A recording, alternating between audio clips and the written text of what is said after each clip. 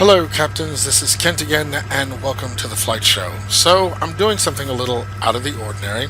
I'm actually reviewing a bit of a scenery in opposed to an aircraft or an airport.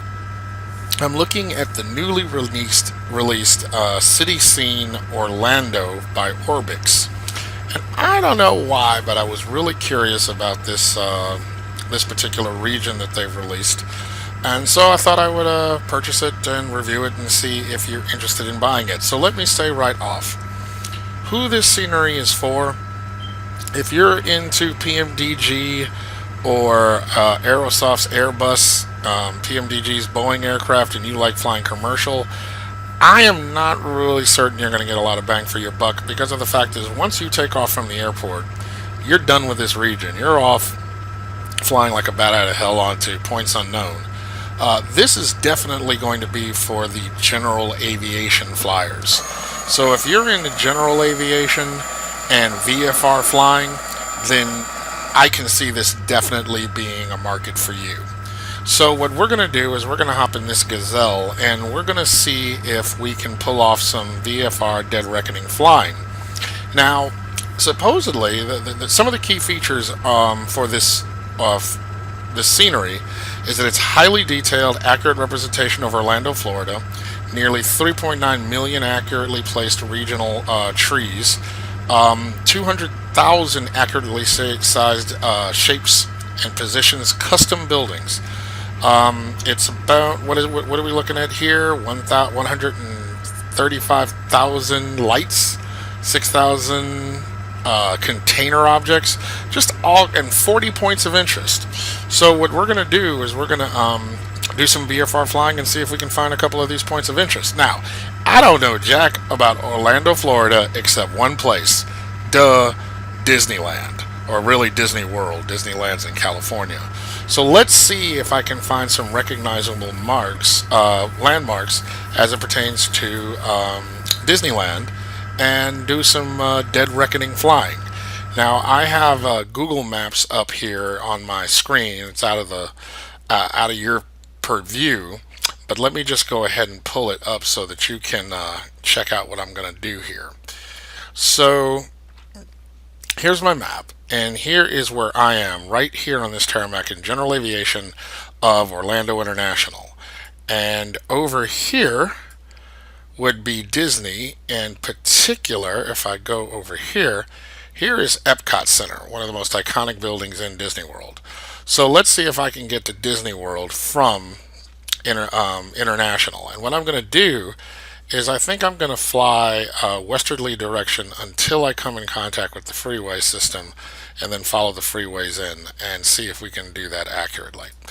Alright, so let's just get up in the air. We've talked way too much. Alright, so off we go. We're right now facing the easterly direction. So we're going to turn around.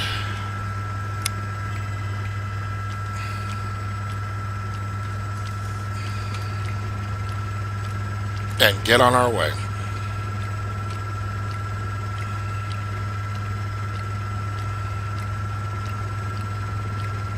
A little bit of a rough start there, but that's alright. Now, let's turn on my tracker software so we can look around. Now, as you can see, now if they talked about how many accurately placed trees there are and types of trees, well, I don't know how this is negotiated, considering that I'm using Terraflora trees, but Orbx scenery may take precedence for this particular region. Not sure how that goes, but at least this gives you an opportunity to look around at the accuracy that they have made this particular region. I've been flying with it for the better part of the morning, and I've been trying to fly following maps, and it's surprisingly accurate. Okay, so I don't know the name of this road, but since it's going in a westerly direction, I'm going to follow that until I come across the interstate. And some of the buildings that you would see in Google Maps, particularly Google Maps 3D, you will see in the representation here. Now, as you can see, this is photorealistic ground along with land class and buildings placed.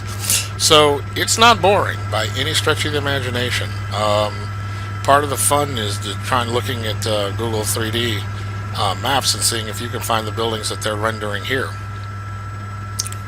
Okay, so now we have our first freeway that we're coming across. Right at this second, my internet Comcast is out, so I can't update the map so that I can show you what I'm anticipating I'm looking at. So you're going to have to bear with me. And what I believe I've come across is, I just don't know the name of it, and I would need to see the map in real time in order to do so. So, you know, Comcast, wait till Google Fiber comes out. I'm out of there. Okay, so here we come on our first apartment complex. Let's take a look at its rendering over here. Really nice. You can see the photorealistic freeways, and so they're traffic, but you can also see the Prepar3D traffic generator driving on top of it. Now, if you are from Orlando, I would encourage you to get this software and just fly around and see if you can find all your recognizable landmarks. Me not being from here, I can only get so much mileage out of that. But it has been interesting to fly over. I don't fully know what compelled me to purchase this other than maybe doing a review on it to see if you guys were on the fence on, hey, should I buy this or not? Well, I took the plunge. And it's not too bad. It's $21. So for this region, if you're into VFR flying and seeing the sights, then this might actually be a pretty welcomed investment. Now I'm gonna come up. I seem to be dropping a little altitude. You know, I wish I could tell you what those buildings are, but I just don't know. But we're going to break now south because this freeway I can actually see on the map below me, and I want to follow this down because it's going to take us to Disney World. So we're braking and we are following this road.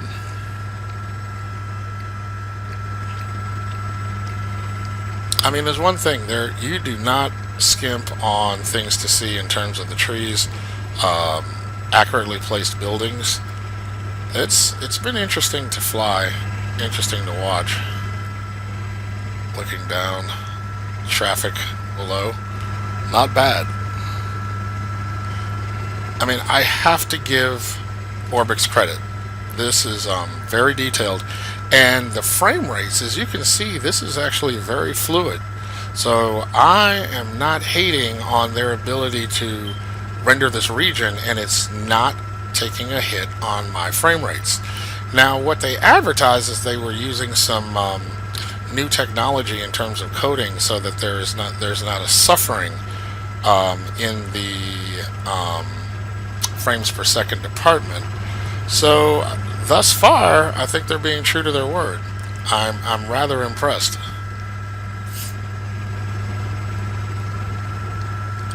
Okay. So far, so good. Pretty soon we're going to be braking west in a westerly direction so that we can get to where we're going. But right now, we're going to follow this road until it's time for us to turn off. And what I'm going to be looking for is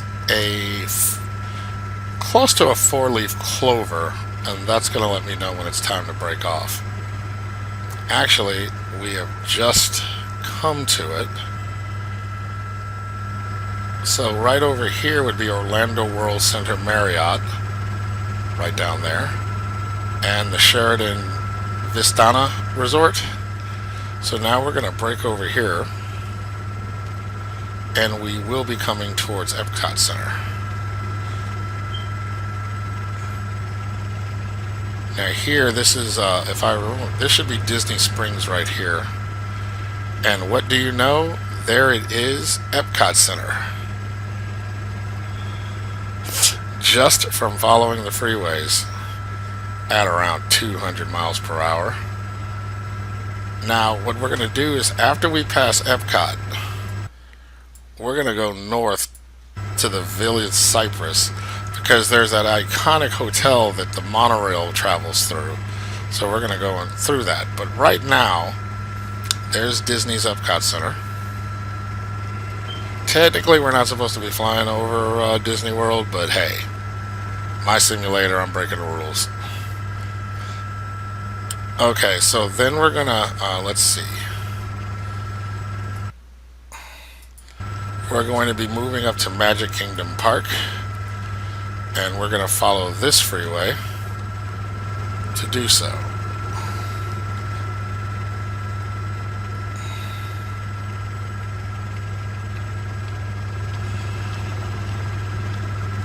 Ah, there we go.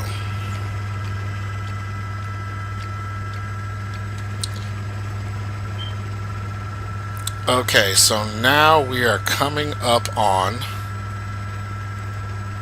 Disney Polynesian Village Resort, which is right over here to the left. You see where the burgundy buildings are right there? Yeah, that would be the Disney Polynesian Resort. And right above that is Magic Kingdom Park. Let's see if I can do a flyby. Then I'm going to come back to see. I wonder if they modeled the monorail that goes to the building. I don't see it thus far. But right now, I remember this resort when I was a kid. That's Disney Polynesian, right down there. And then over here is Magic Kingdom Park.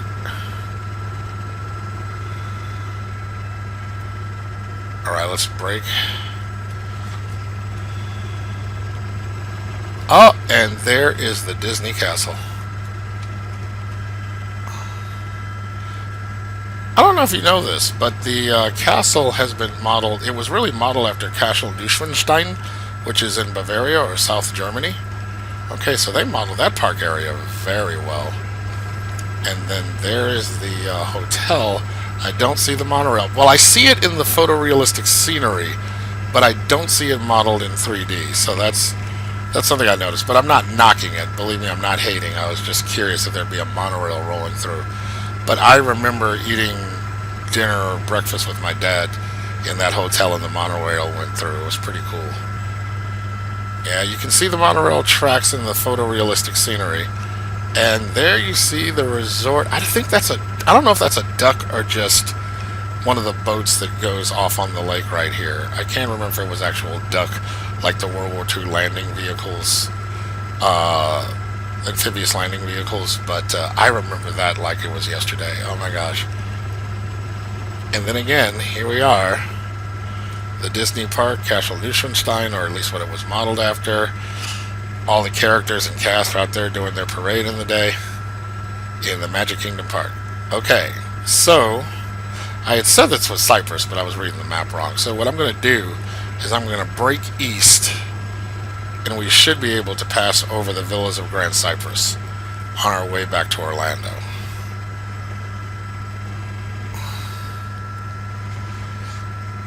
I see that I've picked up some altitude, so I'm going to drop some.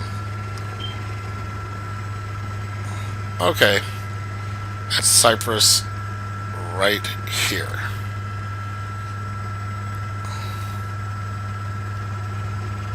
See where that little ribbon is? That would be the Cypress in this area right here.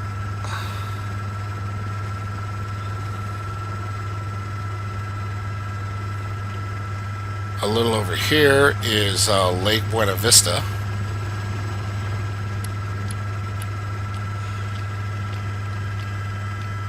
And we're also passing over the composites of the Disney Fort Wilderness Resorts. But here is the Cypress Vistas here.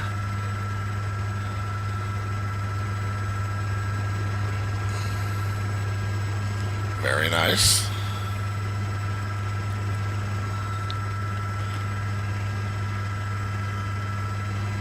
And now what we could do is follow this road. Actually, if we just keep going this way, we're going to come back to a major freeway, and we can take that back to the area that's more recognizable. So up here, I mean, the attention to detail as you're flying over is just incredible. I mean, with the massive trees, autogen buildings. But I don't even know if I should call this autogen, because they rendered a lot of accurately placing buildings in this scenery, and so I don't think it's fair to call it autogen. Or I don't really know technically how I classify that, but suffice it to say, the buildings are reminiscent of the Orlando area, and you know, flying this using a map in Dead Reckoning, doing pretty good. So I hope you're enjoying you know, just the showing off the scenery, because again, if you were into general aviation and VFR flying, then I really do believe this would be worth the $21. Okay.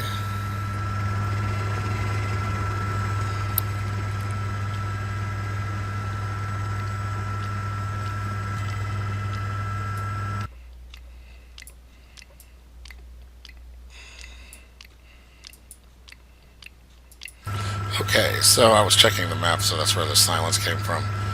But alright, we should be, right now we're heading in an easterly direction, so we will be coming back to Orlando International.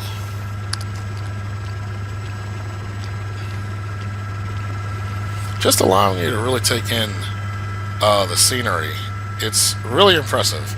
And again, it's not killing my frame rates, as one might have thought, but you know, part of it must be my processing power.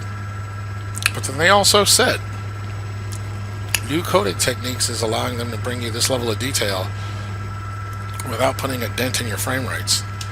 And as you can see, things are looking very fluid, so I'm excited that you can bring this. Now the load times, it's a lot to load.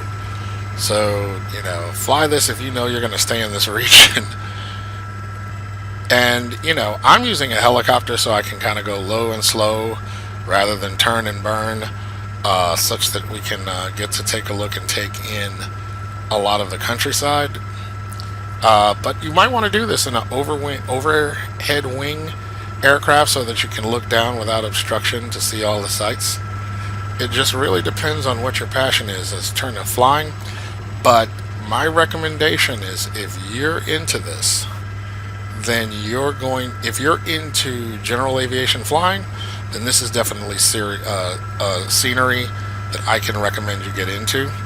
If you're into commercial aircraft, I just don't feel that you'll be flying low enough or be around long enough to justify the expense. But hey, if you've got it like that, go ahead. But I'm just giving you my recommendation. Okay, so we are kind of coming back into our commercial area of Orlando, and we should be coming up on the airport pretty soon.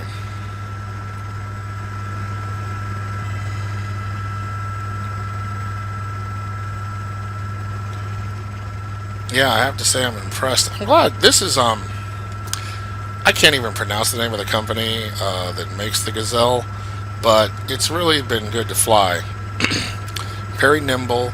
And as you can see, I'm kind of averaging around here doing about 200 miles an hour. So it gets us a chance to... I tried doing this review using the Bell, the same type of helicopter you used to see in the movie and series MASH. It's a bit slower though, so it takes a little longer to get from place to place. But still a joy. But this has been a joy just from the speed and stability and the rendering of the helicopter, which I've really enjoyed as well. Oh yeah. Oh yeah, we're getting it done here.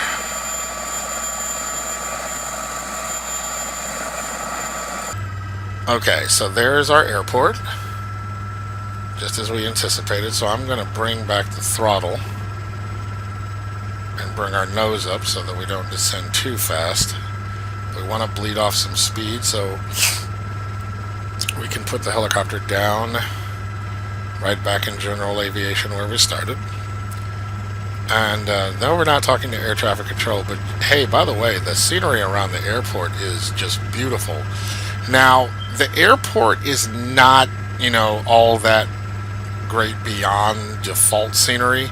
I mean, it's better than just the generic airport, like if you landed at, I don't know, just some random airport like, you know, Champaign or Urbana as far as Prepar3D generic art is scenery is concerned. But I will say, now let's see if I can bring this down without crashing it. Alright.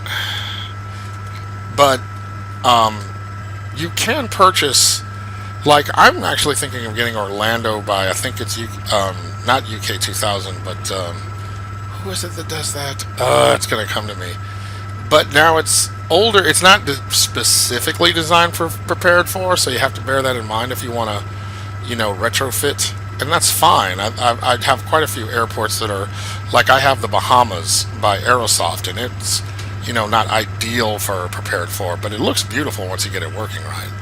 So, okay, now I have my throttles down, but we do not seem to be coming down. Now, what I've noticed is when I fly this, it's like it just chills, and then all of a sudden, like, drop. So I'm going to try to do this and keep my dignity. We'll see what happens.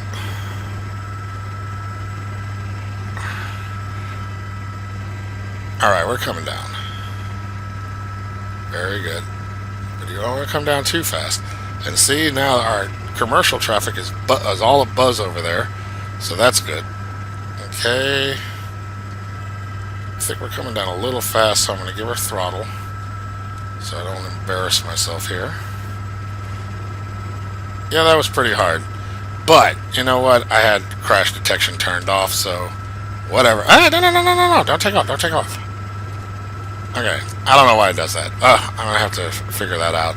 But anyway, I hope you liked this little review to show off Orbx Orlando scenery. Highly detailed, really nice. It worked on my frame rates. You can go into my profile for YouTube and check out my specs to see if this is, you know, well, your computer, it's not the fastest of the fast, let me tell you, because when they released the i7-900 or the i9s, no, not even there yet. But all this is to say, if you are into VFR flying and you like going low and slow and seeing sights and trying to find out points of interest, then this is definitely some scenery that you can get into. Maybe Orbx is going to do an Orlando scenery as well. I don't know, but I'm thinking about getting this airport so I can kind of get the total field. Anyway, hope you enjoyed the review showing off the area. I really hope you like and subscribe, and thank you for supporting the channel. I hope this helps you decide if you want to purchase this region or not. Otherwise, I will see you in the virtual skies.